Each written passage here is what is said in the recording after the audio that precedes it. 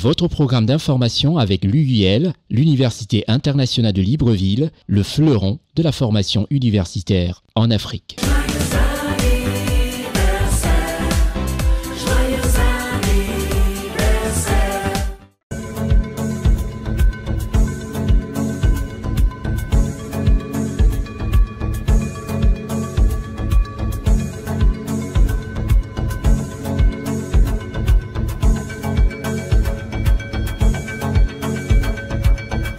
Comme désormais toutes les semaines, vous avez rendez-vous avec le condensé de l'information politique africaine, où on parle de tourisme et surtout on est focalisé sur les événements qui marquent notre continent. Merci de nous recevoir chez vous. Restez des nôtres, en ma compagnie, nous passerons une belle heure d'information politique où nous allons survoler, quelque temps soit peu, le continent africain ainsi que ceux qui les animent, à savoir nos leaders et surtout les chefs d'État. Je suis Constieka. Dans cette émission, nous allons parler de la Côte d'Ivoire, nous allons parler du Cameroun, du Congo-Brazzaville bien sûr, du Gabon, du Brésil d'ailleurs, parce que le chef de l'État du Bénin est allé à la rencontre des Afro-descendants, des Brésiliens. Nous allons parler de la République démocratique du Congo, nous allons faire un tour en Guinée-Conakry, ainsi qu'au Burkina Faso et aux Comores. Restez des nôtres dans ce programme et vous avez fait le très bon choix de choisir ce petit écran, cette chaîne de télévision. Parlons-en de la Côte d'Ivoire, présidée par son Excellence Alassane Ouattara, chef de l'État. L'Assemblée nationale de Côte d'Ivoire a rendu un hommage mérité et fait ses adieux au président Henri Konan Bédié. Cette cérémonie d'hommage a été présidée par l'actuel président de l'Assemblée nationale de Côte d'Ivoire, l'honorable Adama Bictogo. Ensuite, on présentera aussi cette cérémonie d'hommage rendue à l'ancien président Henri Konan Bédié avec cette escale à la maison du PDCI, le Parti démocratique de Côte d'Ivoire, et ensuite dans son village à Daoukro. Je l'avais dit il y a 2 semaines qu'à travers cette émission, on vous présentera comme ça les dernières articulations d'au revoir au Sphinx de Daoukro, à son Excellence Henri Konan Bédié, parti de ce monde, ancien président de la République de Côte d'Ivoire. Reportage Ousmane Koulibaly, Lévite Vonon Eddy, Marcel Bassolé, Charlotte Abdoulaye. Henri Konan Bédié, ancien président de l'Assemblée nationale de Côte d'Ivoire, du 22 décembre 1980 au 7 décembre 1993, est la 5e personne à avoir occupé cette fonction. Aujourd'hui, sa dépouille est arrivée dans l'enceinte de l'institution parlementaire. La représentation nationale rend hommage à un de ses anciens présidents. Ancien député de Dabakala, l'honorable Hassana Sangaré se remémore les moments passés avec le défunt président Henri Konan Bédié à l'hémicycle. Le président Henri Konan Bédié a conduit les parlementaires dans l'union, la discipline et le travail. C'était un homme d'action, soucieux de l'amélioration des conditions de travail de ses collaborateurs et des élus de la nation sans expertise. Sous sa gouvernance, les parlementaires formaient une équipe solidaire dont la nation était fière. C'était un homme sans histoire par sa nature. Au cours de sa longue carrière politique, le président Henri Konan Bédié aura passé 13 années à l'Assemblée nationale. Le parcours de l'illustre disparu est évoqué ici par les députés de l'actuelle législature. Le grand homme que nous avons aimé, qui nous a aimé son pays, la Côte d'Ivoire, de tout son cœur, et lui a consacré toute sa vie, a été rappelé au Créateur, en nous laissant toutes et toutes orphelins. Le président aimé Henri Konan Bédié a rejoint ainsi le père fondateur, le président Félix Houphouët-Boigny. Il a rejoint tous les combattants et les combattants de la liberté pour le progrès. Il nous passe le témoin de ces combats. Il nous passe le témoin de ces rêves inachevés. Nous avons donc ensemble le devoir, la responsabilité d'avancer pour les réaliser pour le bonheur de nos populations. Des récits et des paroles empreintes de compassion sur le regard triste de sa famille biologique et politique. L'actuel président de l'Assemblée nationale, l'honorable Adama Bictogo, a rendu hommage à un homme qui a privilégié le dialogue et les consensus, qui a œuvré au service de la nation. Une partie de l'histoire de la Côte d'Ivoire vient de nous quitter. Chers collègues, à tous et à toutes, je voudrais vous inviter à prier pour le repos de l'âme de celui-là même. Comme un baobab s'est couché. Mais s'est couché pour que l'espérance soit au rendez-vous de la génération que nous constituons, parce que son rêve, c'est la Côte d'Ivoire fraternelle, la Côte d'Ivoire sociale, la Côte d'Ivoire du travail, et il a toujours rêvé d'une Côte d'Ivoire forte, forte de sa diversité, d'une Côte d'Ivoire qui obéit à l'épanouissement de son peuple.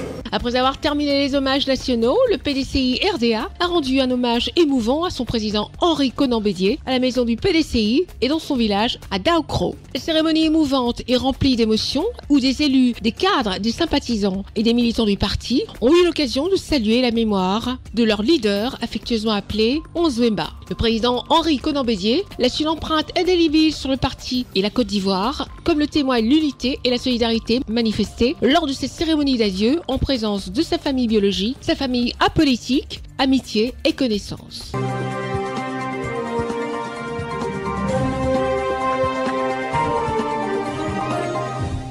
Après cette note triste avec laquelle nous avons ouvert ce programme, il est tout à fait normal, l'ancien président de la République de Côte d'Ivoire, Henri Konan Bédié, s'en est allé. Toute la nation ivoirienne compatit à cette grande douleur qui est la leur, ainsi que celle de sa famille biologique et de sa famille politique. Nous quittons la Côte d'Ivoire pour le Cameroun, juste après la réclame. Au Cameroun, nous allons revenir sur cette fête de nos mamans, de nos mères, de toutes celles qui enfantent, c'est-à-dire qui donnent la vie à l'être humain. La fête des mères au Cameroun a connu une réelle effervescence populaire. Nous allons nous rendre compte à Douala, à la mairie du 2e arrondissement, avec Madame Denise Fambou, maire de Douala 2e. Un reportage de Stéphane Negou, Raoul Sankoué, Séverin Tchatchoua et Eric Bikek. Célébrer la mère, celle qui donne vie et éduque les enfants au quotidien, c'est dire merci à la femme, mère de l'humanité, pour l'amour, l'affection et la joie qu'elle apporte dans le monde à travers la procréation. À Douala, dans le 2e arrondissement de la capitale économique du Cameroun, la célébration de la fête des mères a connu une effervescence tout en couleurs. Des centaines de mamans se sont réunies autour de Maître Denise Fambou, maire de la dite localité, pour rendre un vibrant hommage à toutes les mères. C'était en présence du représentant du maire de la ville de Douala, du sous-préfet du 2e arrondissement de la ville de Douala et de plusieurs autres personnalités. L'occasion faisant le larron, cette fête des mères coïncidait avec la 14e édition du concours de l'association féminine la plus citoyenne. Un événement placé sous le haut parrainage du maire de la ville, le docteur Roger Bassadiné. Nous avons voulu, à travers cette fête, trouver le moyen de sensibiliser les mamans et leur dire que pour fêter, il faut également être propre. Et nous avons trouvé un stratagème. Il ne fallait pas tout simplement venir fêter, mais il fallait trouver un moyen de passer le message de ce que nous voulons que notre vie ressemble. Et nous voulons faire de Douala 2e une vie propre où il fait bon vivre. Et je pense que le message est passé depuis 14 ans, nous sommes là. Et nous avons donné ici le nombre de jours de participation de ces femmes durant l'année écoulée. Nous sommes partis de 5000 jours de travail à 15 000 jours. Donc ça veut dire que le nombre va croissant et que le message est passé. Et aujourd'hui, c'est l'apothéose. Nous fêtons ensemble la propreté en même temps que nous fêtons la fête des mères. Les associations gagnantes ont reçu des récompenses allant de 450 000 francs CFA à 1 million de francs CFA pour leur participation à l'assainissement de la ville de Douala. Une récompense qui donne davantage, plus de force et de détermination à ces femmes dans le travail. C'est le sentiment d'un sous-préfet avant-gardiste.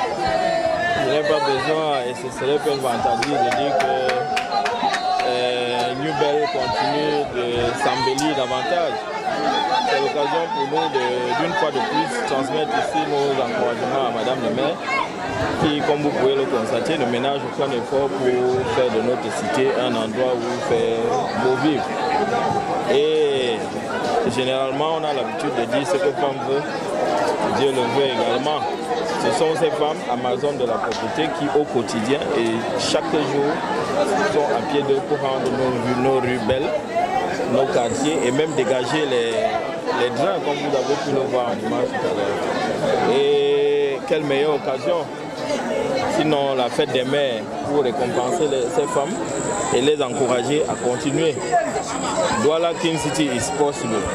C'est l'opération qui est en cours sous l'égide de la mairie de la ville. Et je crois que le maire de la ville a la preuve aujourd'hui que les populations, et notamment les dames de Douala 2e, sont à ses côtés et sont déterminées à atteindre l'objectif. En tout cas, en ce qui concerne Douala 2e ou Newbel de façon plus simple, Douala is already clean. Une initiative de la mairie de Douala 2e qui continue de séduire les autorités de la ville. La célébration de la fête des mères est non seulement une occasion pour rendre hommage à la femme, mais aussi et surtout une occasion pour encourager sa contribution au développement du pays. La mairie de Douala 2e est résolument engagée à encourager les associations féminines qui travaillent à rendre la ville de Douala propre. Le rendez-vous est donc pris l'année prochaine pour la 15e édition.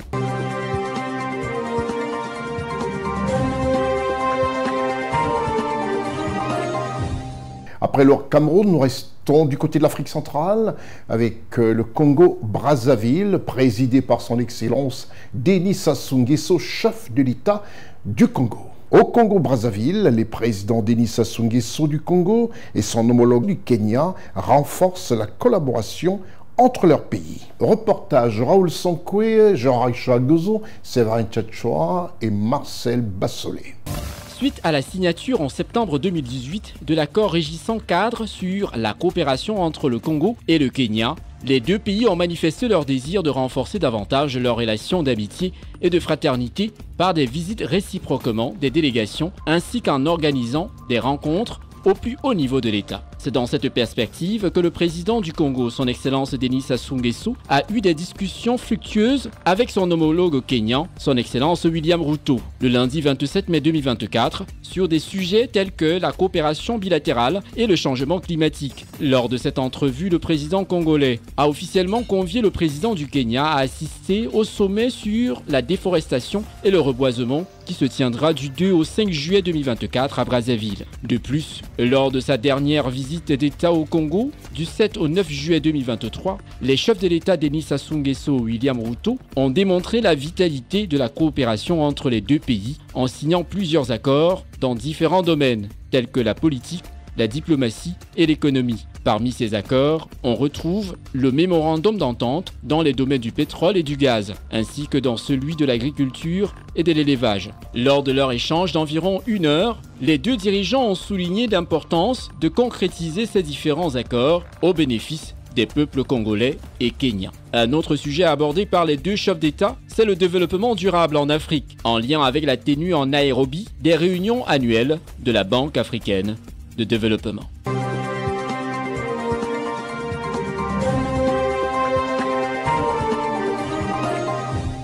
Toujours en Afrique centrale, nous faisons un petit crochet au Gabon, le pays présidé par son Excellence Brice Clotaire Oligui Nguema.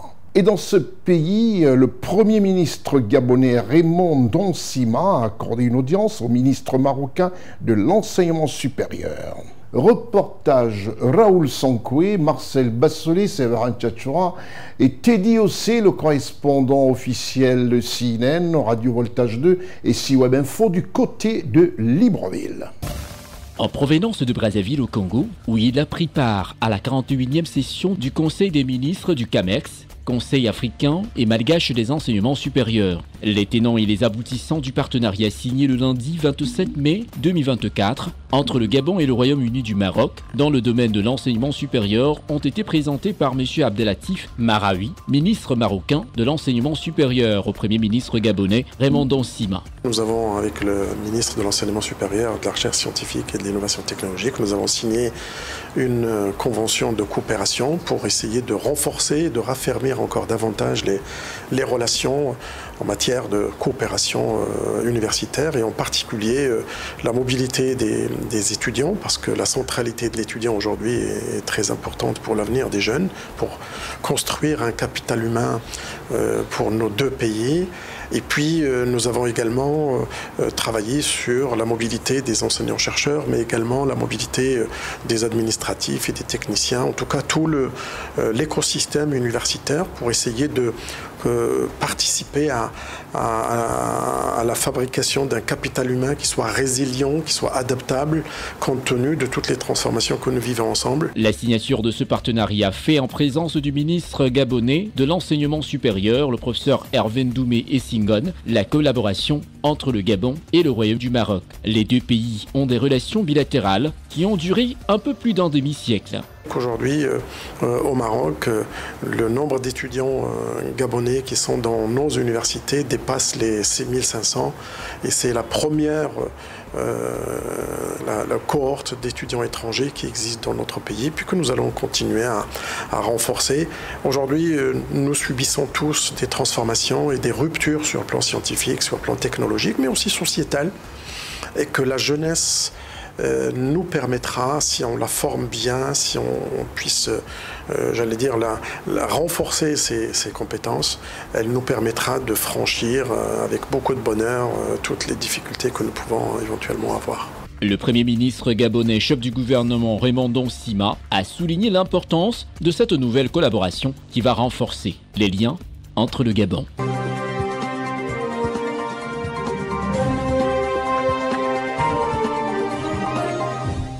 Après cette belle rencontre présidée par le Premier ministre gabonais, nous allons en Côte d'Ivoire.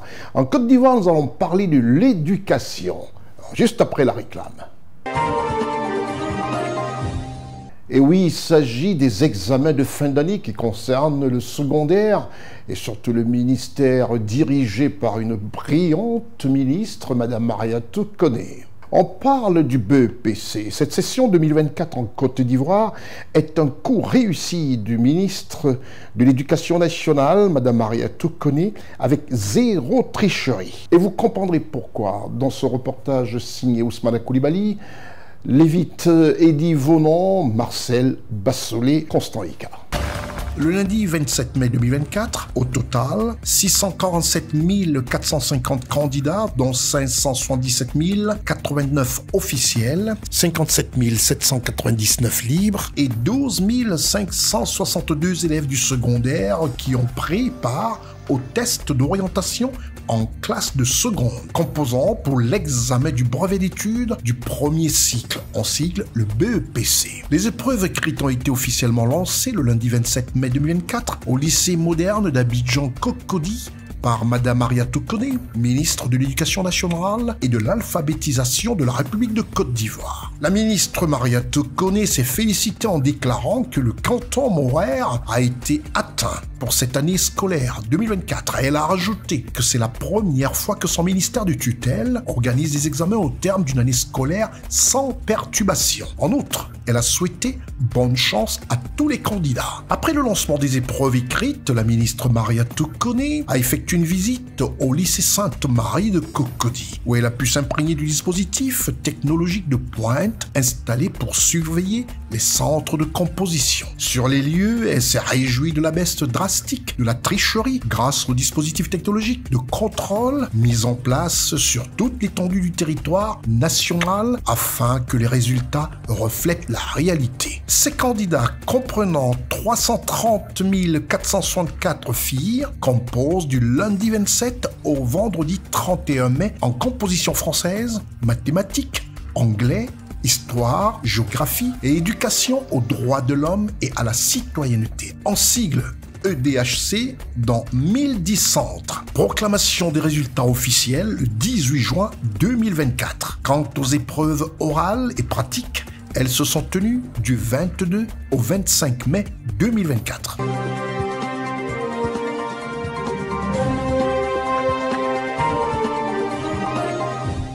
Voilà, des examens qui se passeront dans une ambiance parfaite, avec des jeunes élèves qui obtiendront à coup sûr un 100% au BEPC et ensuite devront se rendre dans une très belle université qui forme des vrais cadres, des futurs dirigeants de nos pays africains, des futurs ingénieurs, enfin qui trouveront tout ce qu'il faut pour réussir leur avenir. Et surtout, limiter des frais à leurs parents, éviter le stress des parents de savoir leur progéniture très loin en hexagone, dans des pays aussi lointains, et qui seront restés en Afrique grâce à cette très belle université qui est l'Université internationale de Libreville, située juste à quelques petites heures de nos différentes capitales africaines. C'est l'heure du petit clin d'œil à notre partenaire officiel, l'UIL. L'Université internationale de Libreville, reconnue d'utilité publique grâce à son partenariat avec l'État, est un établissement privé d'enseignement supérieur à vocation scientifique et technologique composé, entre autres, de l'École polytechnique de Libreville, de la Faculté de droit et des sciences politiques, de l'Institut international de recherche biomédicale et biotechnologie, de l'Institut supérieur de gestion et d'économie appliquée. Et sa toute nouvelle école de médecine et de pharmacie. Son ouverture sur le monde du fait de ses partenariats avec les prestigieuses universités et institutions internationales lui permettent de s'arrimer à plusieurs systèmes de formation et de délivrer des diplômes reconnus. DUT, licence, ingénieur, master recherche et professionnel, exécutive MBA, doctorat. Venez vous former à l'exécutive MBA de l'UQAM Canada au métier de l'économie, gestion, du droit et de la science politique de l'industrie médicale et pharmaceutique. Devenez technicien supérieur ou ingénieur à l'Université internationale de Libreville, le fleuron de la formation universitaire en Afrique.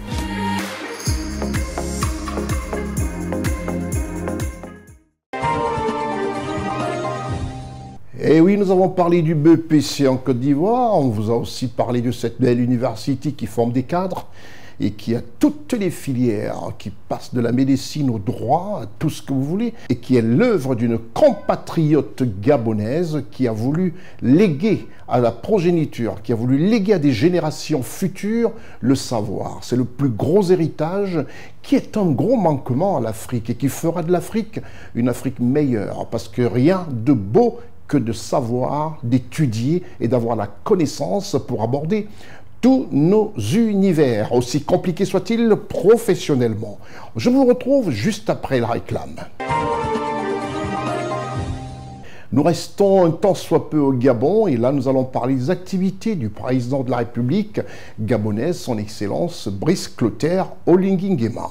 Le chef de l'État gabonais, le général Brice Clotaire Oligui Nguema, et son épouse, la première dame Zita Oligui Nguema, ont quitté Libreville mardi 28 mai 2024 pour Paris. Dans ce reportage signé Teddy Ossé, notre correspondant, le correspondant de CNN, de C-Web Info et de Radio Voltage 2, du côté de Libreville et la célèbre voix de Charlotte Abdoulaye.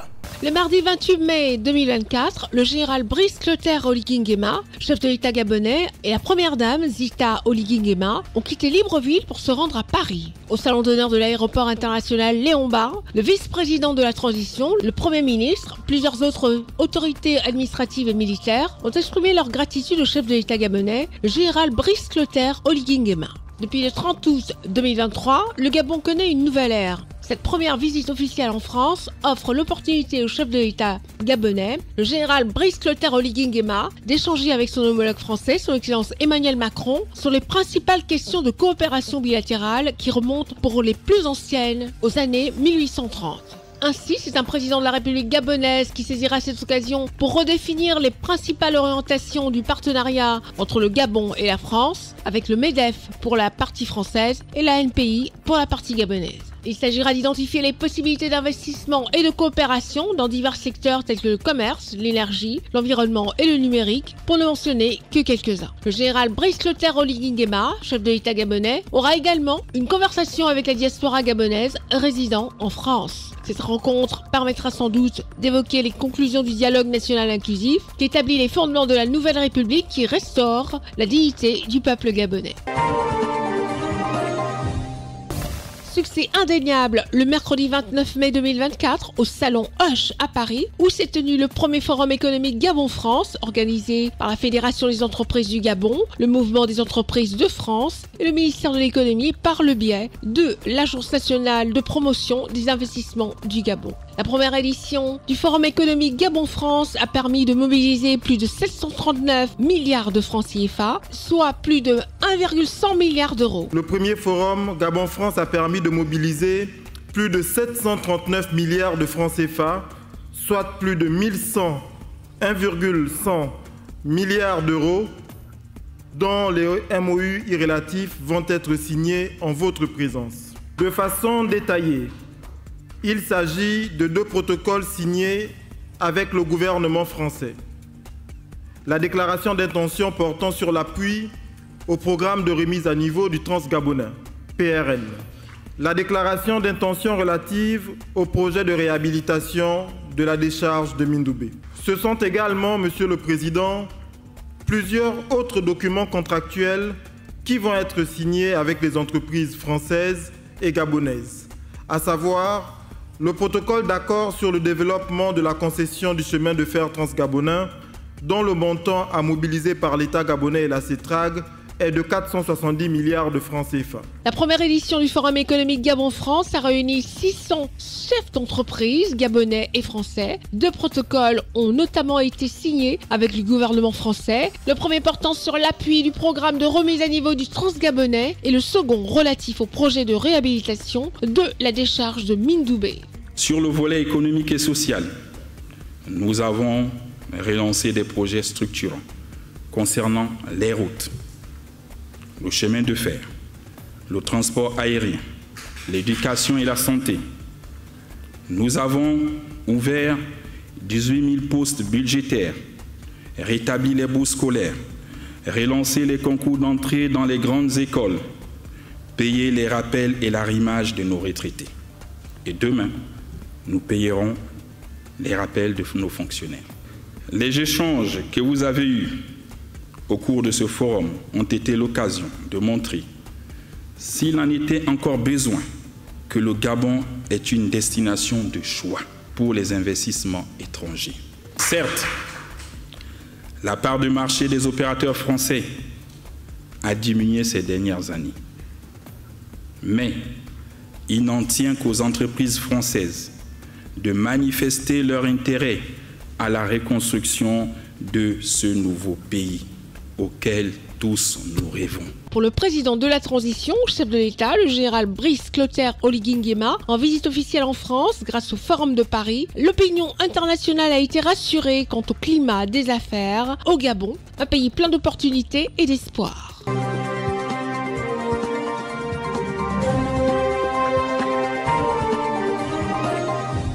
Après le Gabon, retour en Côte d'Ivoire et les presses au quotidien du ministre de la Défense en Côte d'Ivoire, ce ministère qui est au four et au moulin pour garantir la sécurité de tous les Ivoiriens, tous ceux qui y vivent.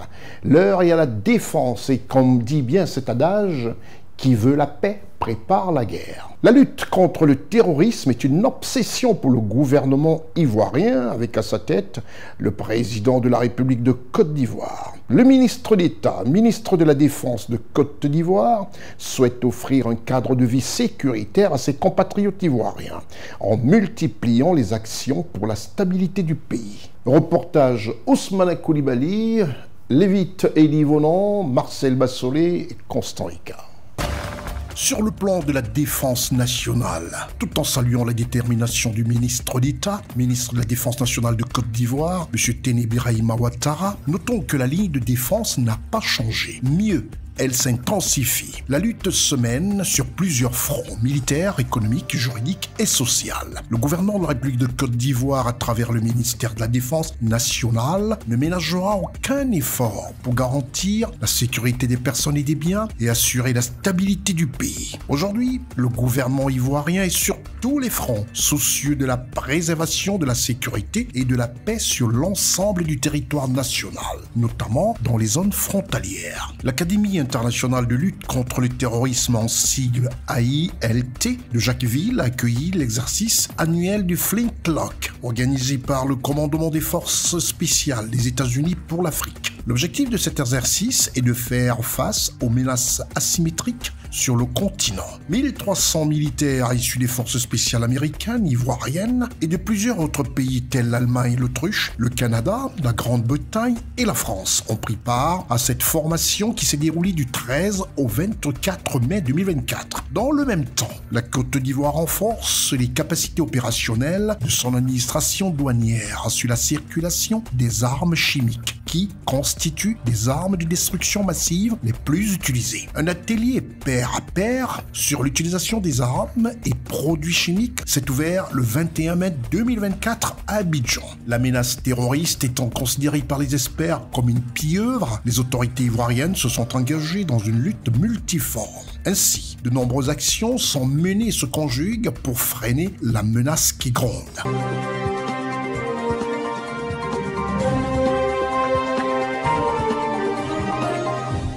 Après la Côte d'Ivoire, où la sécurité est une obsession particulière pour le ministre d'État, ministre de la Défense de Côte d'Ivoire, son Excellence Téné Birahima Ouattara, une obsession pour la sécurité de ses compatriotes ivoiriens, nous allons tout de suite du côté du Brésil, juste après la réclame. C'est tout simplement un rapprochement, une ouverture totale qu'offre le président de la République du Bénin, son Excellence Patrice Talon, à des afro-descendants, à tous ces Brésiliens originaires du Bénin, parce qu'on sait tout simplement les mouvements de l'esclavage en ont fait des afro-descendants. Et une case qui est représentative de cette image sera visitée par le président de la République du Bénin, qui s'est rendu du côté du Brésil. Le président de la République du Bénin, son Excellence Patrice Talon, qui est allé vendre aussi la destination Bénin au Brésil, avec des annonces importantes, comme nous le relève ici ce reportage de Charlotte Abdoulaye, Marcel Bassolé et Gérard Richard Gozo. Dans la poursuite de son séjour en terre brésilienne, le président de la République du Bénin, son Excellence Patrice Talon, a effectué une visite à la Casa do Bénin, à Salvador de Bahia. La Casa do Bénin est un lieu emblématique qui relate, à travers des œuvres d'art et des vestiges historiques, la relation entre la culture béninoise et afro-brésilienne. Son Excellence Patrice Talon, président de la République du Bénin, a encore une fois souligné les mérites et l'attrait de l'économie béninoise et invité les Brésiliens à s'intéresser davantage au Bénin. À cette occasion, 3 annonces importantes qui contribuent à encourager les échanges entre le Brésil et le Bénin. Il s'agit notamment de l'octroi de la nationalité béninoise et du passeport béninois à tous les afro-descendants qui en manifestent le désir. La suppression du visa d'entrée sur le sol béninois à tous les Brésiliens et une liaison aérienne directe et régulière entre le Brésil et le Bénin au départ du Salvador de Bahia à destination de Cotonou. Le développement humain qui a été forcé dans le passé doit être spontané et volontaire par la coopération entre les peuples. C'est pour ça que la liaison aérienne entre le Bénin et le Brésil, entre Salvador et Cotonou, qui se fera régulièrement à peu de coûts et pour lequel les afro-descendants n'auront pas besoin de visa parce qu'ils auront tous le passeport béninois et pour lequel les autres Brésiliens n'auront pas besoin de visa parce qu'avec leur passeport, ils peuvent aller au Bénin librement. Cela sera l'occasion pour nous de tisser des liens de coopération, de travail, d'investissement, de coopération technique et d'intérêts, d'échanges commerciaux. Ainsi, la collectivité ne servira pas seulement pour la mémoire, pour l'histoire, pour le plaisir, pour les visites d'échanges entre familles, mais ce sera aussi pour booster les échanges, pour booster l'investissement, afin que le développement soit partagé et volontaire. Le Brésil est déjà une puissance dans tous les domaines. Et l'Afrique reste encore une terre d'opportunités. Le Bénin est encore un pays qui commence à se développer, mais le Bénin offre tellement de possibilités d'investissement pour les Brésiliens dans tous les secteurs. Le Brésil offre tellement de possibilités d'échange, de commerce, d'échange de biens, d'expertise, de compétences, que nous avons tout à gagner en étant plus proches, en étant plus en relation, en étant plus connectés. L'objectif de ma visite au Brésil, de ma visite ici à Salvador, et je veux le répéter. Le premier, c'est pour rétablir le lien naturel qu'il y a entre nous, et qu'on puisse se fréquenter, se voir, pour l'amitié, pour la fraternité, pour le plaisir. Et le deuxième intérêt, c'est donc pour le développement, pour les affaires, pour le business, pour le développement économique. Je ne peux exprimer tout cela sans avoir une pensée pour la mémoire de Fatoumbi Berger, celui qui a été à l'origine de ce bâtiment qui est l'incarnation du Bénin ici à Salvador. Il a été le prophète en implantant cette maison ici pour le Bénin, pour le Brésil. Nous allons donner une nouvelle vie à la maison du Brésil, à la maison du Bénin ici à Salvador. Et monsieur le préfet, avec votre permission, nous ferons de cette maison le cœur vivant des échanges entre le Brésil, entre le Bénin et Salvador. Permettez-moi de vous remercier pour l'entretien, puisque ces lieux qui est la terre du Bénin ici implantée à Salvador, vous l'avez entretenu. Vous avez fait de ce lieu la mémoire du Bénin, un peu le Bénin ici à Salvador. Merci. Je ne vais pas arracher cette maison à votre affect, mais vous allez permettre que désormais ce soit ensemble que nous occupons de cette maison. Merci encore.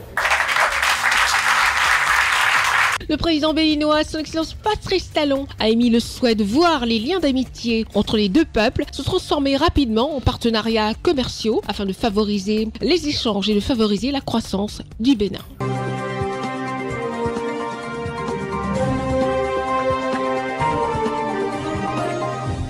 Nous quittons le Brésil et ça fait énormément plaisir. Je crois que des pays, tous les pays africains d'ailleurs, que ce soit les Gabonais, que ce soit les Camerounais, les Ivoiriens, devront essayer par des analyses d'ADN, essayer de voir dans tous ces afro-descendants du côté de la Caraïbe, des États-Unis, leurs origines sont peut-être d'ici. On aura peut-être droit à de nombreuses agréables surprises de voir que certains de nos frères américains sont originaires de tous nos pays. Nous allons en RDC, la République démocratique du Congo, présidée par son Excellence Félix-Antoine Tshisekedi Tshilombo. Le président de la République démocratique du Congo a reçu des ambassadeurs de l'Union européenne. Une rencontre planifiée depuis de longue date a été effective le vendredi 24 mai 2024. Reportage Charlotte Abdoulaye, Séverin Tchatchoua et Marcel Bassolé.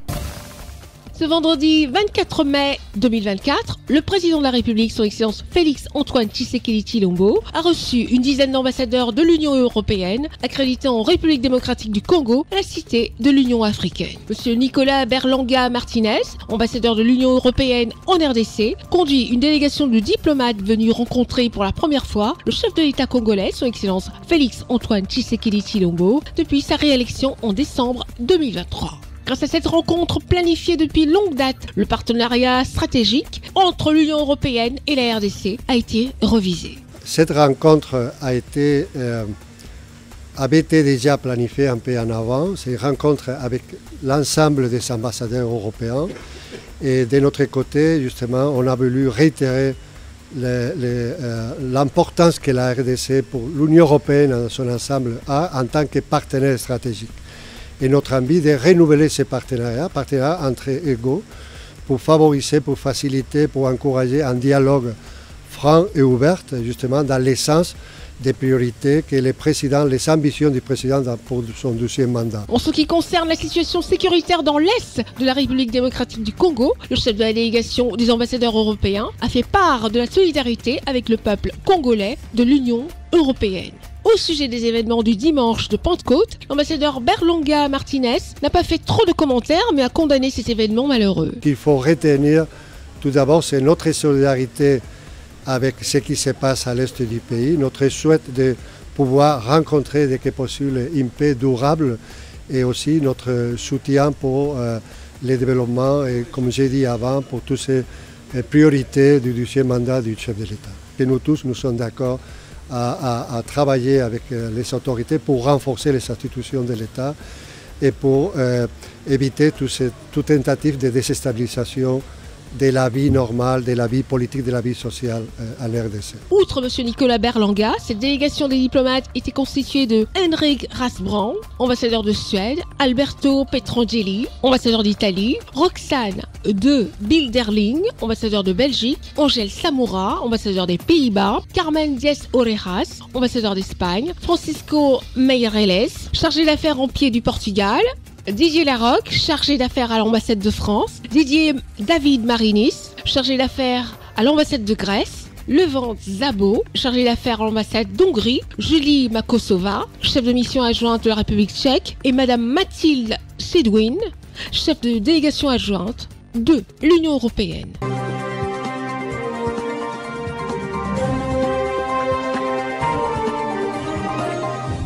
Retour en Côte d'Ivoire, où nous allons parler de l'évolution au quotidien de la transformation de nos produits locaux, à savoir des produits vivriers. Essayer de ramener un tout petit peu l'État à une autosuffisance alimentaire. Et ça bouge très bien avec les programmes du PS Gouv.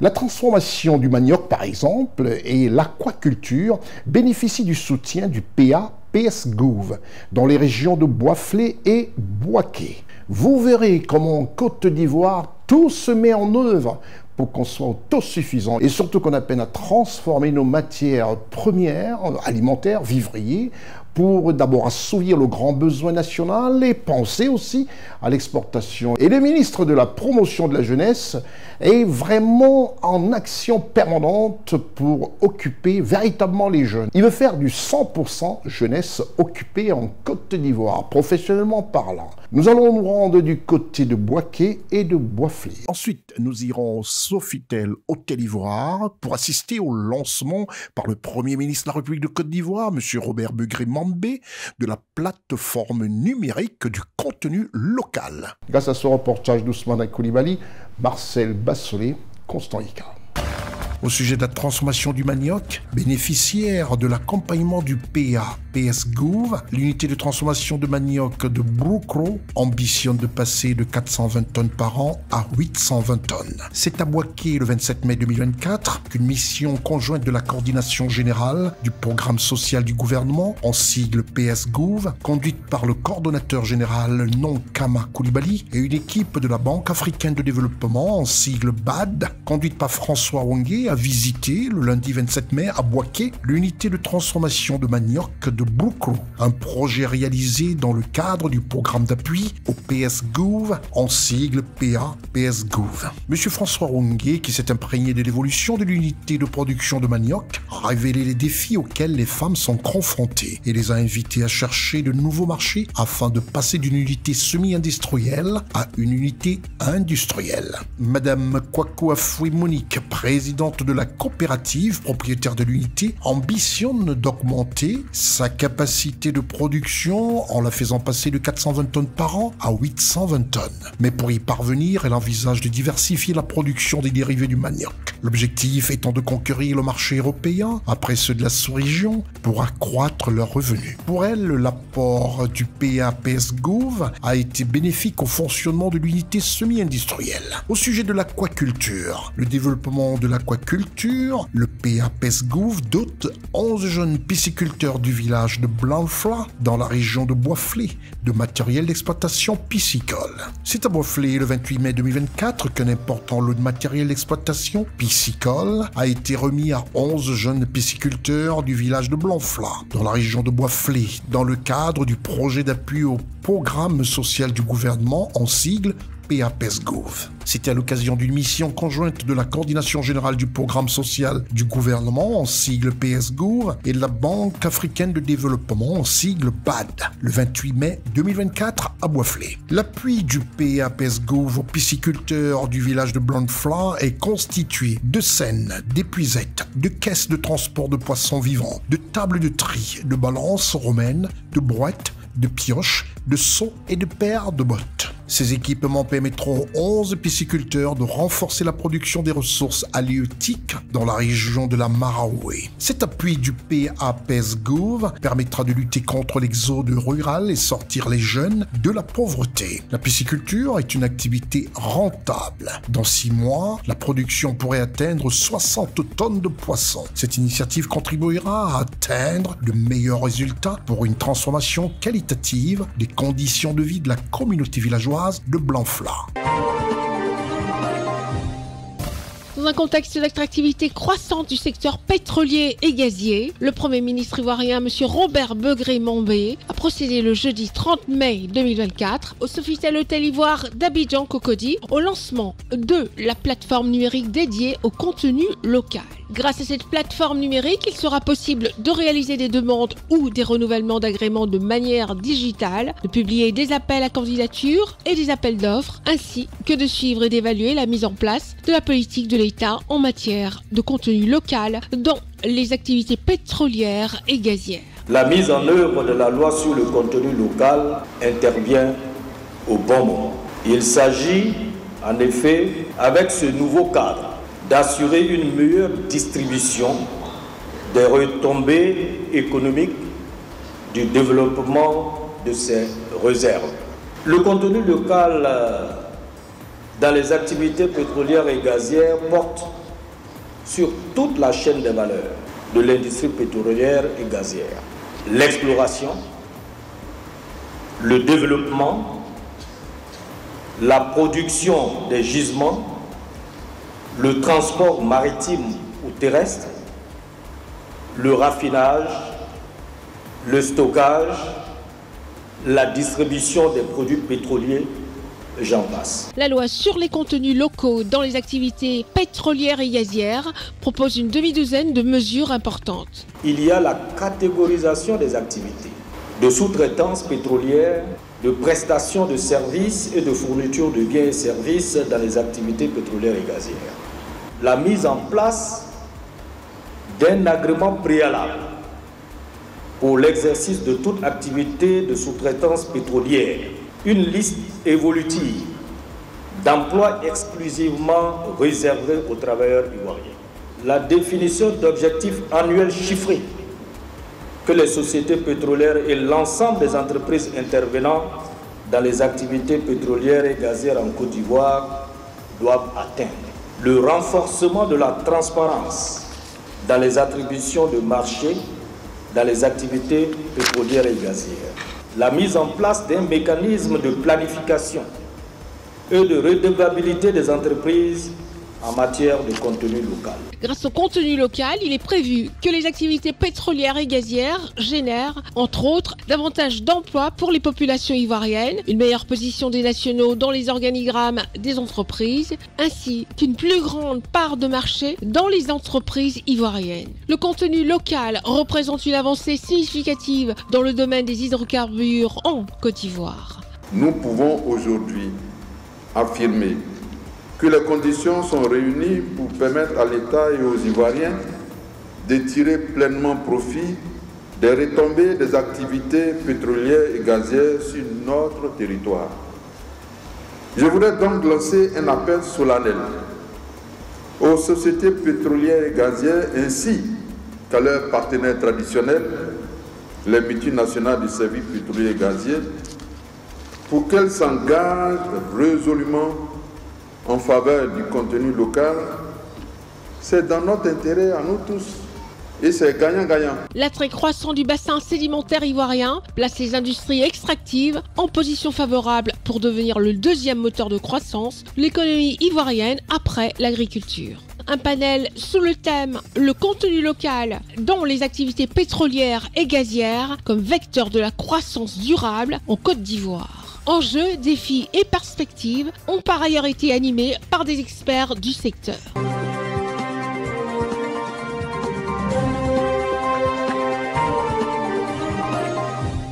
Un petit saut à quelques enclavures simplement de la Côte d'Ivoire. Nous allons en Guinée-Conakry.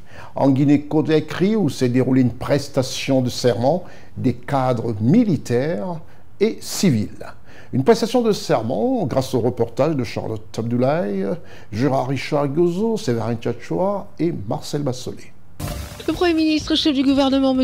Amadou Ouriba, a présidé la cérémonie de prestation de serment des cadres de l'administration publique promus récemment en présence du ministre secrétaire général de la présidence, le général Amara Kamara, du ministre directeur du cabinet présidentiel, M. Diba Diakité, ainsi que des membres du gouvernement. Il s'agit notamment des secrétaires généraux, des directeurs généraux et adjoints, des ambassadeurs, des conseillers, ainsi que des officiers de forces de défense et de sécurité. Considéré comme un devoir administratif depuis l'avènement du CNRD, la prestation de serment est un passage obligatoire pour tout commis de l'État bénéficiaire d'un décret présidentiel.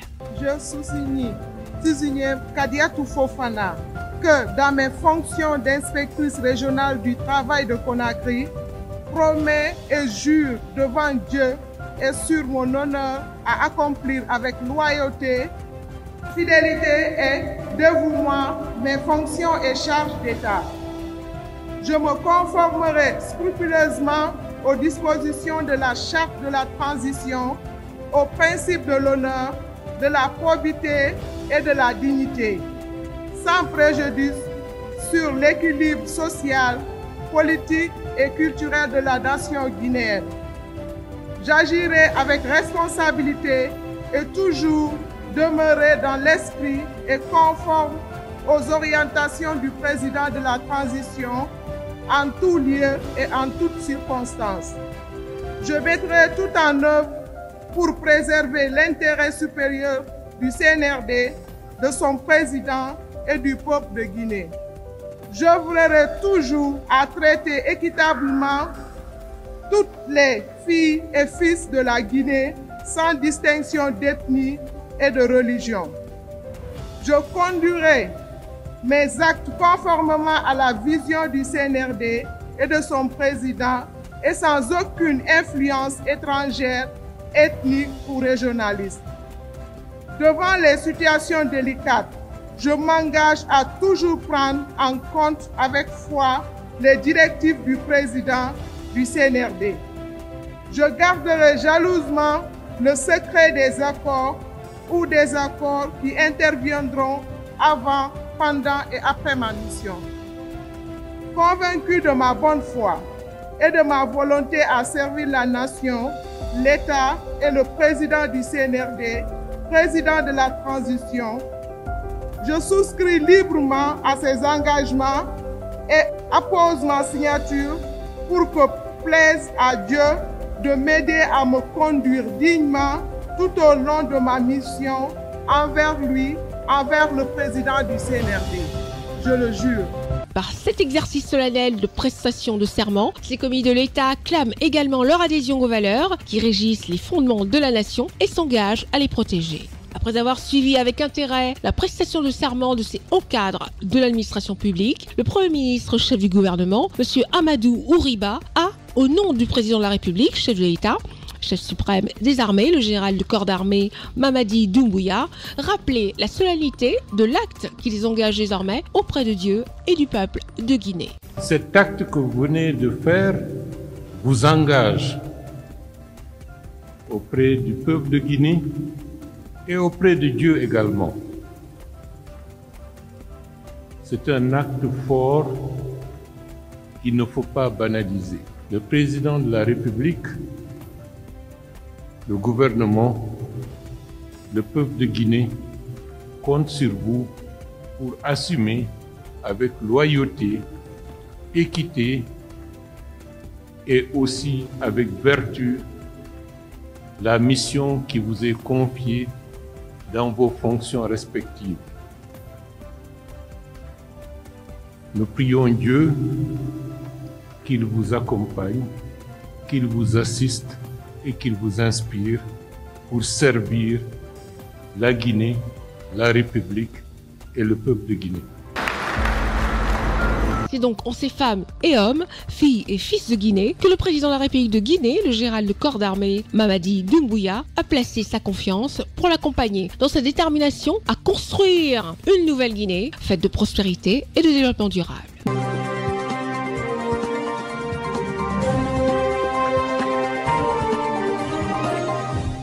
Restons toujours en Afrique de l'Ouest, quittons la Guinée-Conakry pour le Burkina Faso, présidé par le désormais chef de l'État du Burkina Faso, le capitaine Ibrahim Traoré. Le Burkina Faso nous a permis aujourd'hui de découvrir et de voir toutes les modifications de la charte de transition. Nous allons vous proposer le résumé de ces nouvelles modifications de la charte de transition au Burkina Faso. Reportage Charlotte Abdoulaye, Gérard Richard Gozo et Marcel Bassolé. La charte révisée stipule que la transition est prolongée pour une durée de 60 mois, soit 5 ans supplémentaires. Cette disposition n'empêche pas l'organisation d'une élection présidentielle pour mettre un terme à la transition, si la situation sécuritaire le permet. C'est l'une des décisions importantes prises par les forces vives de la nation, appelées à se prononcer sur la suite à donner à la transition qui prendra fin le 1er juillet 2024. Initialement prévue se dérouler sur 2 jours, une journée d'intenses travaux qui balise une nouvelle orientation de la gestion du Burkina Faso. La nouvelle charte confère au président de la transition le statut de président de la République du Burkina Faso. Et une autre modification de la charte révisée stipule que le président de la République du Burkina Faso, le Premier ministre, le président de l'Assemblée législative de transition et tout autre acteur de la transition sont éligibles aux élections qui marqueront la fin de cette période transitoire, afin de définir, surveiller et superviser la mise en œuvre de la vision stratégique du Burkina Faso. La nouvelle charte permet la création du CORAG dont les membres travailleront gratuitement. La nouvelle charte de la transition abroge les quotas de représentants affectés à l'ex-AMP, l'ex-CEFOP et l'ancienne opposition non affiliée. Cependant, l'Assemblée législative de la transition conserve néanmoins 12 représentants pour les partis et mouvements politiques de toute tendance. Un autre élément remarquable dans la nouvelle loi fondamentale est l'inclusion du patriotisme comme condition pour être nommé au gouvernement et être désigné à l'ALT. Cette signature de la nouvelle charte modifie et complète celle du 14 octobre 2022 et donne désormais aux organes de la transition tous les leviers d'action pour parachever l'œuvre de restauration du Burkina Faso.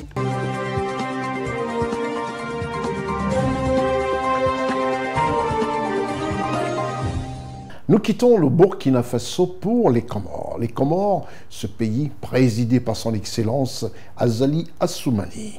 Le président Azali Assoumani, chef de l'État de Comores, réélu, a prêté serment en présence de certains de ses homologues africains et du peuple comorien dans un stade plein à craquer. Reportage Raoul Sankoui, Séverin Tchatchoua, Gérard Richard Gozo et Marcel Bassolé. Le président Azali Assoumani, élu avec plus de 57% des voix lors du scrutin du 14 janvier 2024, a été réélu pour un nouveau mandat de 5 ans. Le président comorien, son Excellence Azali Assoumani, âgé de 65 ans, entame ainsi sa 8e année à la tête des Comores depuis son retour au pouvoir en 2016.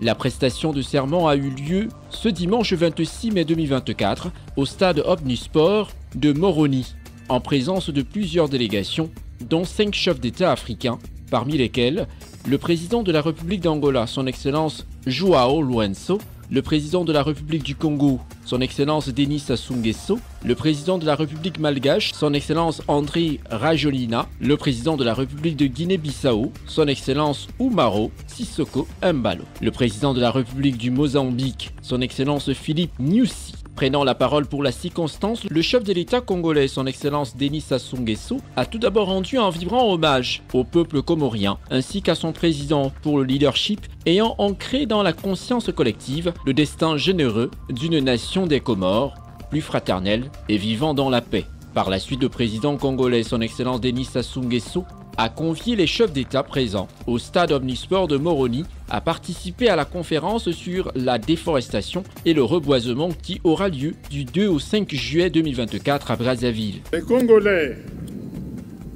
et leurs frères africains gardent impérissable le souvenir de vos différentes visites dans leur pays, notamment durant votre brillant mandat à la tête de l'Union africaine.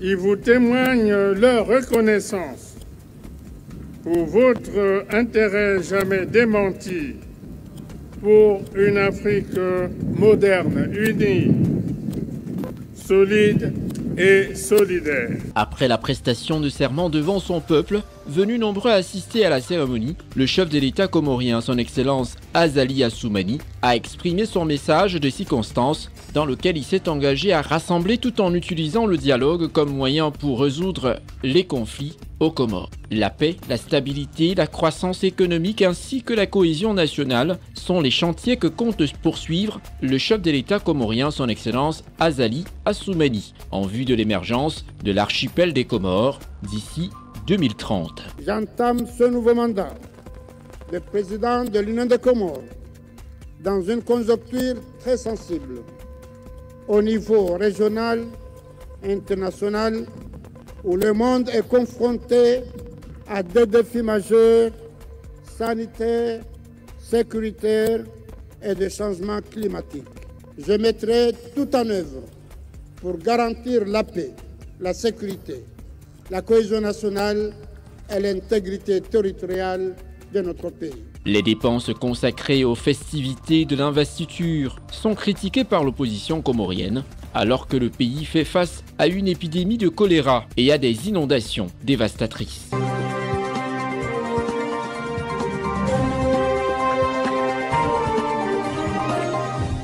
Nous quittons les Comores pour la Côte d'Ivoire. La Côte d'Ivoire présidée par son Excellence Alassane Ouattara. Est-il besoin de le rappeler? Oui.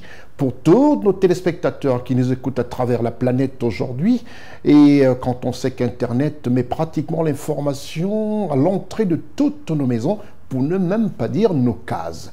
Effectivement, la Côte d'Ivoire, présidée par son Excellence Alassane Ouattara, a aujourd'hui une pratique efficace pour convertir et occuper la jeunesse de Côte d'Ivoire à travers le ministère de la promotion de la jeunesse dirigé par un jeune, brillant ministre, M. Touré Mamadou. Effectivement, la jeunesse de Côte d'Ivoire est prise en compte par des actes concrets du ministre de la Promotion de la Jeunesse, M. Touré Mamadou, en leur apportant satisfaction au quotidien.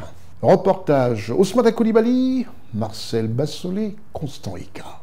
Très actif à la tête du ministère de tutelle, M. Touré Mamadou, ministre de la Promotion de la Jeunesse, de l'Insertion professionnelle et du Service civique, ainsi que porte-parole adjoint du gouvernement de la République de Côte d'Ivoire, est au chevet et à l'écoute afin d'apporter satisfaction à la jeunesse ivoirienne dans son entièreté. Le gouvernement est engagé à pallier le manque d'opportunités d'insertion sociale qui peut devenir un danger pour la stabilité de ces espaces. Notons que 29 991 jeunes ont bénéficié des projets mis en œuvre dans les zones frontalières du Nord. On peut citer entre autres 8000 acteurs du secteur informel bénéficiaires de subventions pour le développement de leurs activités génératrices de revenus, en sigle AGR, 5413 jeunes bénéficiaires de financement des AGR, 372 micro et petites entreprises en sigle MPE, financés au profit de 1117 jeunes, 28 projets structurants financés au profit de 280 jeunes bénéficiaires. 20 start-up ivoiriennes à l'honneur à Paris. C'est dans le cadre de Viva Technologie 2024, en sigle Vivatech 2024, qui s'est tenu du 22 au 25 mai 2024 à Paris. Le ministre de la Promotion de la Jeunesse, de l'Insertion professionnelle et du Service civique, M. Mamadou Touré, et son collègue chargé de la transition numérique et la digitalisation, ont conduit une importante délégation afin de promouvoir l'innovation et l'entrepreneuriat. Placée sous le thème The Future is Now, cette 8e édition a mis à l'honneur 20 start-up ivoiriennes, retenues au terme d'une rigoureuse sélection, avec un fort dénominateur sur le potentiel de croissance et leur capacité d'impact positif, durable dans les secteurs désignés. La participation de la Côte d'Ivoire à cet important forum de l'innovation technologique traduit l'engagement de la détermination des autorités ivoiriennes à mettre en avant le potentiel du biotope entrepreneurial ivoirien et à nouer des partenariats stratégiques avec des acteurs mondiaux majeurs pour accompagner le plan d'accompagnement et de développement des startups en sigle PADS et de participer aux différentes activités pour s'imprégner des expériences d'autres pays. Entre 2020 et 2022, ce sont plus de 2847 jeunes porteurs de projets numériques qui ont été accompagnés par le gouvernement pour plus de 577 millions de francs CFA.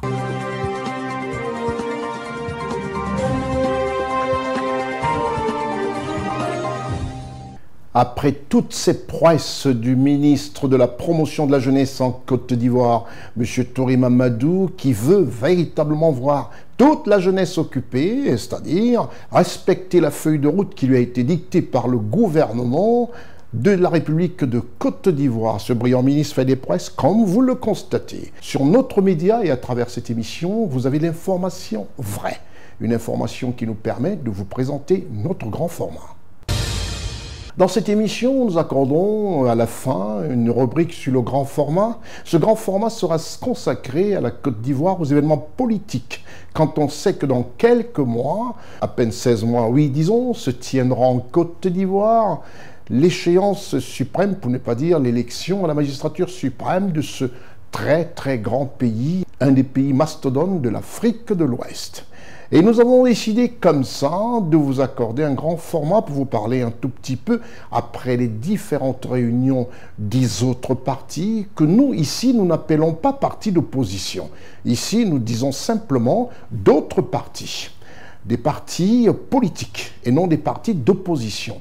Parce que quand nous écoutons un peu ça et là dans ces pays développés, dans ces pays qui nous ont apporté et qui ont essayé de ramener en Afrique ce qu'on appelle, entre griffes, la démocratie, on n'a jamais entendu parler en Europe de partis d'opposition. On n'a jamais entendu parler dans celle qui se revendique être l'une des plus grandes démocraties au monde, les États-Unis, on n'a jamais entendu parler d'un parti d'opposition.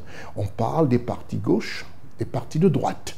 Et quand il s'avère de l'Afrique, on veut nous parler des partis d'opposition. Non, non, non, on parlera aussi, nous, ici, des partis politiques de gauche ou de droite. Et là, nous allons nous focaliser sur un parti, disons, de droite et centriste, mais c'est le RHDP. Dans ce grand format qui est consacré au RHDP, le parti au pouvoir, qui s'est réuni le lundi 27 mai dans une cérémonie d'information sur la préparation de la présidentielle 2025, présidée par M. Gilbert Koné-Kafana, président du directoire du RHDP, le parti au pouvoir. Reportage depuis le Palais des Congrès du Sofitel Hôtel Ivoire à Abidjan, dont le quartier résidentiel de Cocody. Ousmane Koulibaly, assisté de l'évite Elie Vonan, Marcel Bassolé, Constant Ika. C'est à un ballet de cylindrée que nous avons assisté à l'arrivée des militants et cadres du RHDP dès 9h ce lundi 27 mai au Palais des Congrès de l'Hôtel Ivoire à Cocody. Pour un lundi pas comme les autres, ils étaient tous là. Les cadres du RHDP, membres du directoire, les membres du conseil politique, les membres du gouvernement, les ministres gouverneurs, le secrétariat exécutif, les membres du cabinet du président du directoire, les membres du cabinet du secrétariat exécutif, les secrétaires nationaux et leurs adjoints, les coordonnateurs principaux associés et adjoints, les députés, les sénateurs, les présidents des conseils régionaux, les maires, les secrétaires départementaux et leurs adjoints, les présidents et présidents des bureaux exécutifs nationaux, des structures spécialisées et leurs bureaux, les CGL, départementales, zone Abidjan, les secrétaires de zone. Tous ont fait le plein du Palais des Congrès de l'hôtel Sofitel d'Abidjan en Côte d'Ivoire pour cette grande réunion des cadres du RHDP. Honneur à la nation.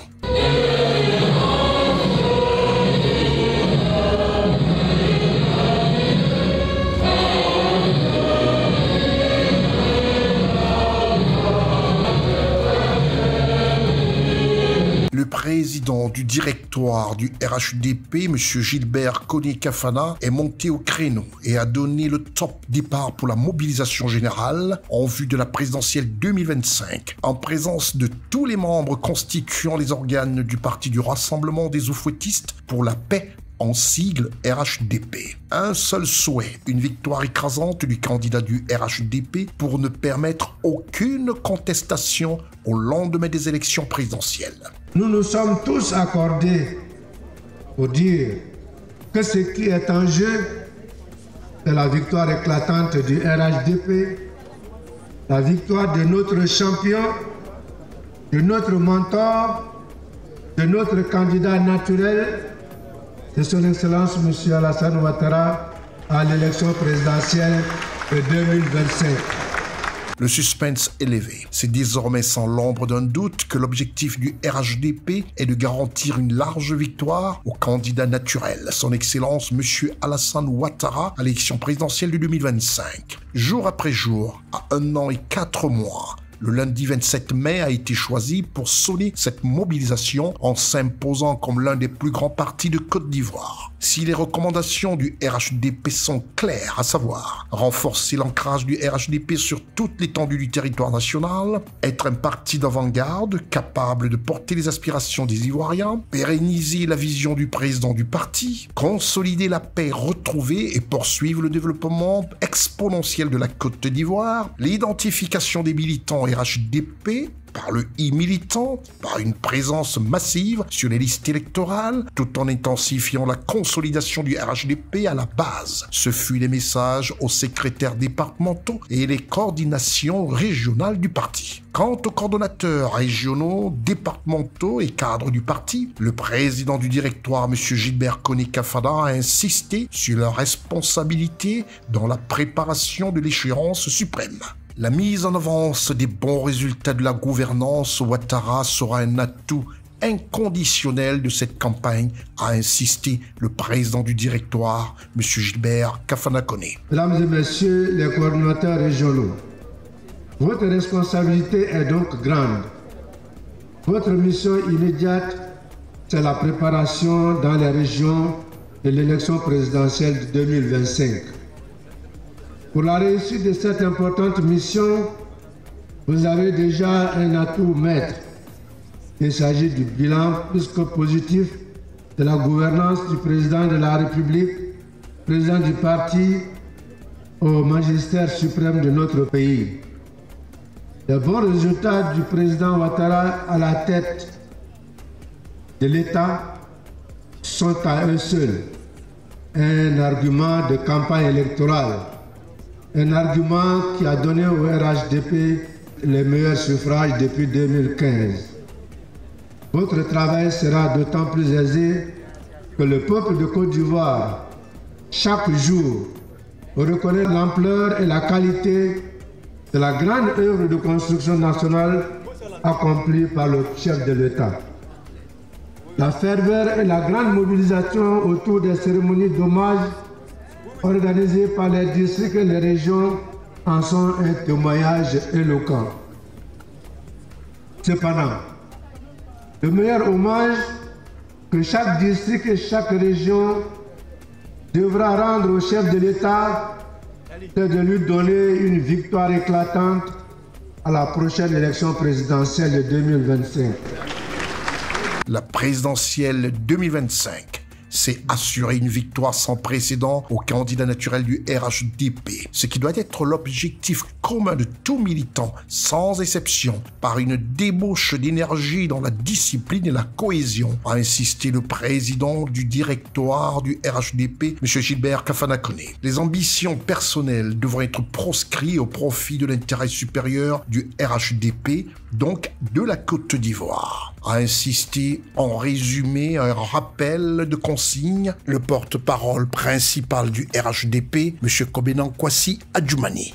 Le RHDP a tenu ce lundi 27 mai 2024 la 4e instance de la grande réunion de l'encadrement politique du parti de 10h à 13h au Palais des Congrès sous la direction du président du directoire, M. Gilbert Koné-Kafana, au représentant de son Excellence, Monsieur le Président de la République. Cette instance a essentiellement été consacrée à la mobilisation générale de tous les organes du parti pour la préparation de l'élection présidentielle d'octobre 2025. La réunion a recommandé aux nouveaux coordonnateurs régionaux de consolider la cohésion du parti à la base, de préparer rigoureusement l'opération spéciale de délivrance des pièces d'identité, la révision de la liste électorale et l'élection présidentielle de 2025. La réunion a réaffirmé l'attachement indéfectible de toutes les structures au président du parti. Elles se sont engagées à se mettre en ordre de bataille pour la préparation à la victoire éclatante du président du parti, son Excellence M. Alassane Ouattara, à l'élection présidentielle de 2025. Ayant épuisé son ordre du jour, la grande réunion de l'encadrement politique du parti a mis fin à sa séance à 13 h. Fait à Abidjan le 27 mai 2024, le porte-parole principal, votre serviteur. Les consignes à tous les membres du directoire, les coordonnateurs régionaux, départementaux, les cadres du parti, les secrétaires départementaux sont résumés en une seule phrase. Gagner la présidentielle 2025 au premier tour, avec un score qui n'ouvre à aucune contestation. Les cadres du RHDP se sont exprimés au micro de CNN. À mon avis, c'est déjà la détermination des militants. Vous savez, ce qui fait la force d'un parti, c'est l'engagement que les militants montrent, c'est leur discipline. Et aujourd'hui, on a pu voir l'engagement des militants du RHDP qui sont toujours aux côtés du président Alassane Ouattara et qui aujourd'hui montrent qu'ils suivront à la lettre toute instruction qui sera donnée relativement à l'élection présidentielle de 2025. Et nous sommes heureux puisque le directeur a demandé, a recommandé que les nouveaux coordonnateurs, aussi bien principaux que régionaux, qu'ils fassent dans un délai d'une semaine leur bureau et qu'ils donnent la liste des cadres du RHDP qui aident le parti à vivre. On dit qui veut gagner une guerre la prépare. Donc c'était une occasion aujourd'hui pour le directoire d'organiser, de mettre en bataille, en ordre de bataille, les différentes structures pour que nous puissions aborder avec sérénité et efficacité les élections futures de 2025. Cette réunion-là est une très bonne réunion puisque l'avantage de mettre tout l'appareil du parti en ordre de bataille. Il y en a qui trouveront que ça a été trop tôt, 16 mois avant les élections, mais il vaut mieux, quand on va aller loin, on prépare sa monture. Et c'est ce que la haute direction du parti a fait. Et je pense que ça met tout le monde en mouvement et tout le monde prend sa responsabilité pour que la victoire au finish soit une chose facile pour tout le monde.